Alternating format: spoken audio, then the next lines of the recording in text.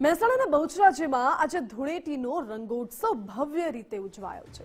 ફાગણી પૂનમ અને ચંદ્રગ્રહણ સાથે જ માતાજીનો દિવ્યોત્સવ ઉજવાયો છે। માતાજીની શાહી સવારી સવારે 11:30 વાગે નીકળી હતી। અબીલ, ગુલાલ અને કેસુડાના પાણીથી ભક્તોએ રંગોત્સવ મનાવ્યો। પોલીસના જવાનોએ પણ રંગોત્સવમાં ચાચર ચોકમાં પોલીસના જવાનો પણ જોડાયા હતા। માતાજીની શાહી સવારીને પોલીસે ગાર્ડ ઓફ ઓનર આપ્યું। ગાયકવાડ સરકાર વખતની ગાર્ડ ઓફ ઓનરની આ પરંપરા આજે પણ યથાવત જોવા મળી। આ સાથે શાસ્ત્રોક્ત વિધિ મુજબ માતાજીની પૂજા અર્ચના કરાઈ। માતાજીની શાહી સવારી નગરચર્યા કાઢીને નીકળી હતી।